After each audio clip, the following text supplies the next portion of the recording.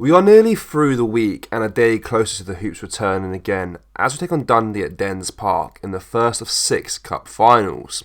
Whilst the boys haven't been in action, it hasn't stopped the news from coming out of Celtic Park, and in today's video we're going to discuss all the latest Celtic news from the last 24 hours. That includes the Hoops set for a record-breaking deal as talks have begun. There is so much to cover in today's video. And hello everybody, welcome back to the channel. Before we do get into today's video, as always, make sure you do drop a like on this video and subscribe to the channel for more Celtic content. Celtic have all their attention on the league at the moment, with just 5 games left to defend their champion status, but some international stars have received a huge boost in the background. UEFA is anticipated to maintain the expanded 26-man squads introduced during the COVID-19 pandemic. This is huge news for some Celtic international stars, including Matt O'Reilly. The Dane is on the edge of making the cut and has made some call-ups due to injury pullouts. The increased squad size could see him travel to Germany this summer. It is also huge news for Greg Taylor and Anthony Ralston, who could be on the plane. With Scotland's injury crisis at right back, Ralston has a big chance of making it in Steve Clarke's squad. As the UEFA's Executive Committee is expected to ratify the continuation of 26-man squads, Celtic's international hopefuls will be eager to impress in the remaining matches of the domestic season. Just a quick one, boys and girls, to tell you that we have a new drop available on our website. We have the Brendan Rodgers Pope tee along with the Celtic Ultra t-shirts. Do browse the collection by going down to the link in the description or going to celticapparel.com. Anyway, let's get back into today's video. Celtic are currently coming to the end of the 4th of a 5-year partnership deal with Adidas, which seen the record revenue for the club. Celtic released a statement stating, "The third year of our 5-year kit partnership with Adidas produced record income for the division, 16.4% up on the previous year's record sales levels as both our stores and e-commerce platform continue to perform ahead of expectations. Replica kit sales were very strong, and new product collaborations with Adidas saw the introduction of various new and bespoke products to complement an already strong product range. The popularity of these products resulted in a gross margin being higher than anticipated due to high level of sell-through on ranges at full price. Whilst this is great, sports business report that the two sports giants are set for talks over an extension. As stated, the Hoops are coming to the end of their 4th season with Adidas, and both parties are said to be keen in renewing terms for a further 5 years, which would be a Scottish record. Quick question for you guys, who is the GOAT of kit makers? Adidas, Nike or other? Let me know down below in the comment section. Celtic defender Cameron Carter-Vickers has emphasised the importance of maintaining focus in the Scottish Premiership title race, cautioning against complacency despite the club's current 3-point lead over rivals Rangers. The American defender stressed that the league is far from decided and highlighted the need for Celtic to remain vigilant in their upcoming matches.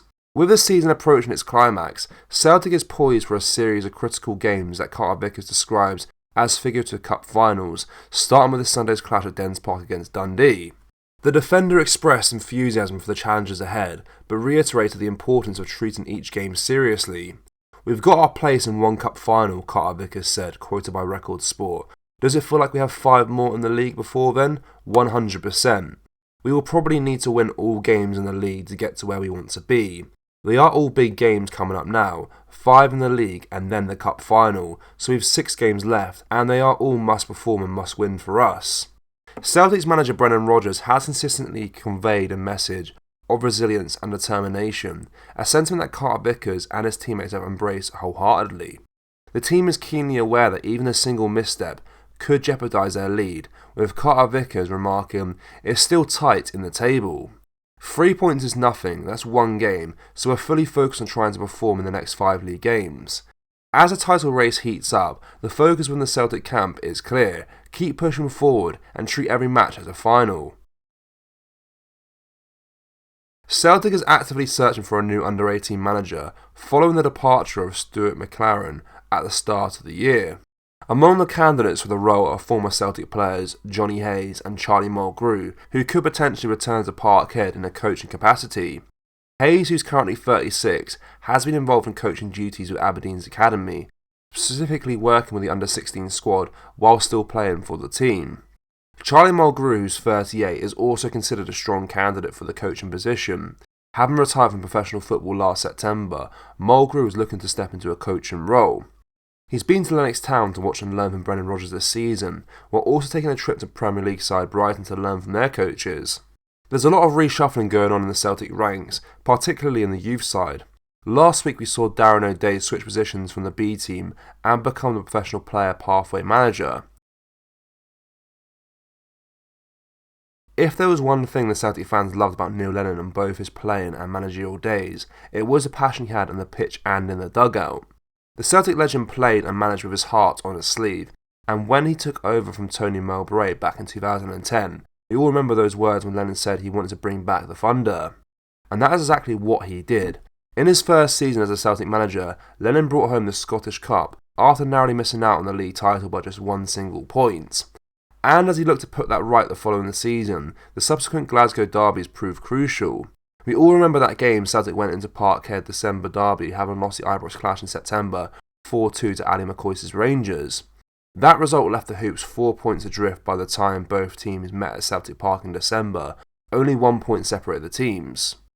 Celtic ran out 1-0 winners after a Joe Ledley goal sent Celtic to the top of the table, and the ensuing full-time fight began as Lennon and McCoist went at each other. And on TalkSport this morning, both shared who was really to blame for that spat that made national news headlines and gained intervention by the Scottish Government. McCoist, by the way, just on that footnote, it was me that paid for the beers. What do you think? Lennon, you're asking the wrong man because Brownie was too busy nosing up El Hadj Diouf all night at those two were going at it hammer and tongs as well. McCoist, by the way, you are not wrong. It was him that started it, and you and I ended up with the government having an argument about us. Lennon, you and I ended up getting the blame for it all. Celtic went on to win the league that season, and sparked a run that would see a second 9 in a row come to the club, which was also the building blocks of the famous and record-breaking quadruple treble. Lennon went on to have 2 successful spells at the club, raking in countless silverware and making his mark in Europe, whilst McCoist's troubles at Rangers were well documented over that period. Celtic fans, what do you make of what we discussed in today's video? And would you want to see the club sign a new 5-year deal with Adidas?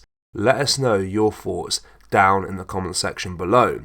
That does bring us to the end of today's video. As always, make sure you do drop a like on this video and subscribe to the channel for more Celtic content. As we mentioned previously, we are pushing towards 7,000 subscribers, so if you could subscribe to the channel, it would be greatly appreciated and would help us reach that milestone. Also, if you haven't already, check out CelticPower.com for all your Celtic t-shirt needs. Thank you, take care, bye bye.